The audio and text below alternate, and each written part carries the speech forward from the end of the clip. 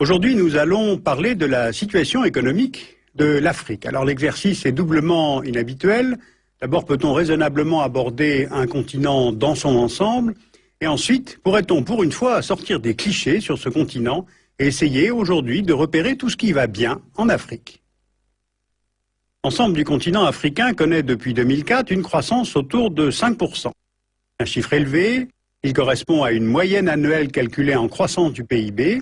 Et nos sources sont l'OCDE, le FMI, le PNUD, et ces organismes ont pris 30 pays sur les 53 que compte le continent, car ces pays représentent 86% de la population de l'Afrique et 90% de sa production.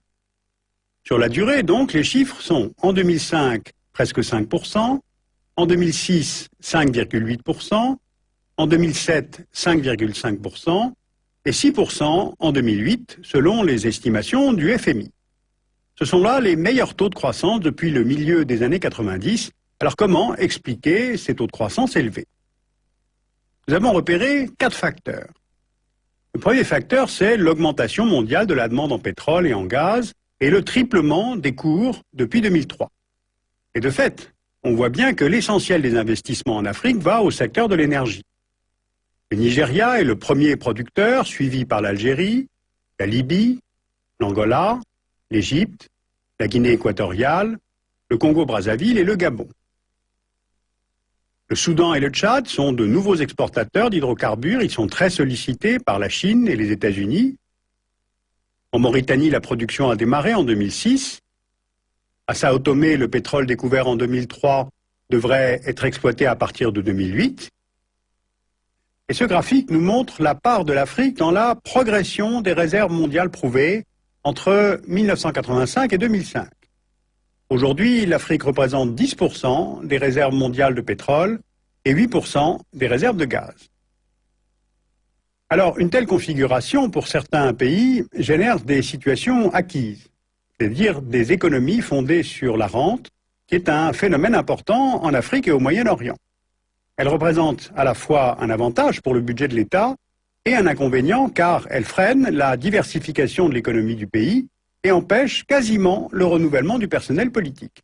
La rente pétrolière ne favorise pas les mécanismes démocratiques.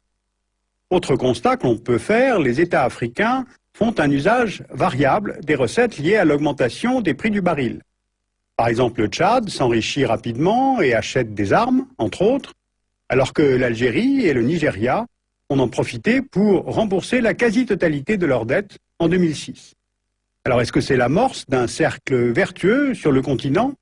En tout cas, prenons maintenant d'autres exemples, car le pétrole n'explique pas tout. Regardons les ressources minières et la production agricole.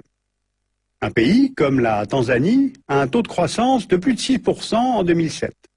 Ce taux se maintient depuis plusieurs années grâce au tourisme et au secteur minier. Le pays est le 3e producteur d'or sur le continent, après l'Afrique du Sud et le Ghana. Et la Tanzanie a profité, elle aussi, de l'augmentation des cours de l'or pour organiser le remboursement de sa dette publique auprès du Club de Paris. Autre exemple, en Afrique australe, le Botswana. Taux de croissance de 5% en 2007. Le pays est le premier producteur au monde de diamants gemmes, c'est-à-dire destinés à la joaillerie. Et si on analyse de près le budget de cet État, on voit que les enfants sont scolarisés gratuitement tout au long de l'école primaire et que le secondaire est financé à 95% par le gouvernement. Dans l'ensemble, il est vrai que l'Afrique reste un continent rentier. Cet afflux des investissements reste lié au pétrole et au secteur minier, avec une croissance asiatique qui tire la demande. Et si maintenant on prend d'autres critères, on a d'autres résultats. L'Éthiopie est souvent citée en exemple dans les annuaires économiques, avec son taux de croissance autour de 6% en 2007. Alors c'est étonnant pour un pays au cœur des tensions de la Corne de l'Afrique, frappé par des pluies diluviennes en 2006, et qui sait profiter de la demande mondiale en café. L'Éthiopie est le 5e exportateur mondial de café. On a aussi l'île Maurice, ou bien sûr l'Afrique du Sud, qui sont tout à fait dans les circuits de la mondialisation. Leurs économies sont diversifiées, avec industrie pharmaceutique, secteur de l'agroalimentaire, un important secteur du tourisme, et leurs taux de croissance sont autour de 3,5% pour Maurice et 5% pour l'Afrique du Sud en 2006. D'autres facteurs macroéconomiques jouent aussi. Le continent commence à ressentir les effets de l'annulation des dettes publiques, dont la décision fut prise en 2005 lors du sommet du G8 de Gleneagle pour 14 pays africains. Il faut aussi évoquer des montants importants mais toujours délicats à évaluer. L'argent que les migrants vivant en Europe ou aux États-Unis renvoient dans leur pays d'origine, ou encore le commerce informel, c'est-à-dire non soumis à l'impôt ou aux taxes, donc n'entrant pas dans les statistiques nationales des États. Or, il représenterait une part importante des PIB, qui sont très variables évidemment selon les pays, entre 10 et 40%, selon le rapport de l'Organisation internationale du travail. Alors on le sait, l'une des faiblesses chroniques du continent africain réside dans l'insuffisance des infrastructures. Eh bien, on constate parfois des sauts technologiques, comme celui du développement exponentiel du téléphone portable. Regardez cette carte du continent.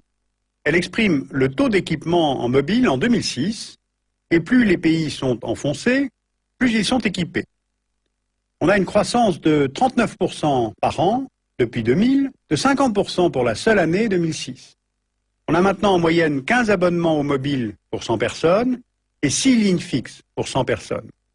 À la fin de l'année 2006, on estimait que 175 millions d'Africains étaient abonnés au téléphone portable. Et d'ailleurs, des opérateurs de téléphonie comme MTN, qui est sud-africain, Vodacom, Orange, ou bien des équipementiers européens comme Nokia ou le chinois Huawei ont très bien compris leur propre intérêt. Et ils ne sont pas de ceux qui pensent que l'Afrique n'est pas dans la mondialisation. Sur les 10 ou 20 ans qui viennent, le continent va se transformer.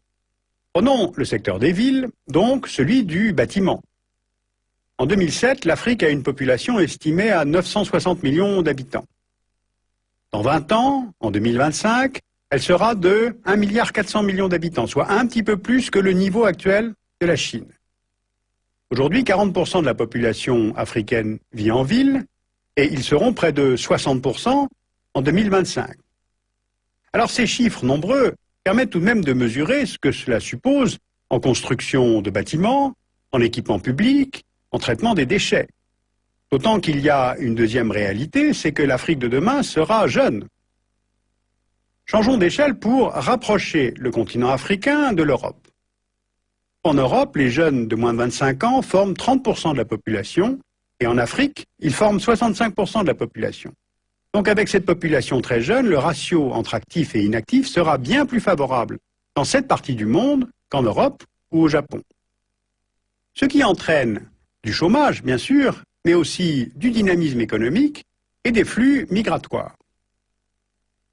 Il y aura des migrations internes, avec rééquilibrage probable entre les zones surpeuplées comme Lagos ou le Caire et les zones peu densément peuplées, ou encore entre le continent et les États-Unis, le Canada, mais aussi l'Europe, ce qui représente pour celle-ci une opportunité vu la faiblesse de sa démographie.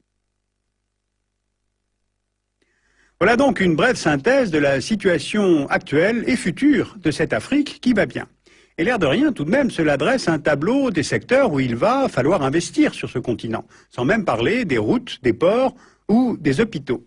Je crois qu'il faut bien mesurer les conséquences de ces transformations sur les plans migratoires, sur le plan économique, et si nous, Européens, allons ignorer ces transformations, ou en tirer parti, ou nous en protéger au contraire. Alors les choses ne sont pas gagnées, elles ne sont pas simples, mais vous voyez tout de même, je viens de passer 10 minutes à parler du continent africain, sans parler de sécheresse, de famine, de criquets, de conflits, de corruption, ni même évidemment des séquelles de la colonisation. Alors préparons-nous à la métamorphose de l'Afrique. Alors vous pouvez replonger dans tous ces chiffres en lisant le gros rapport de l'OCDE 2007 sur les perspectives économiques en Afrique. Vous pouvez lire aussi les 100 clés de l'Afrique, édité chez Hachette. Et puis je vous signale un atlas de l'Afrique de l'Ouest en ligne, dont vous trouverez l'adresse sur le site du dessous des cartes.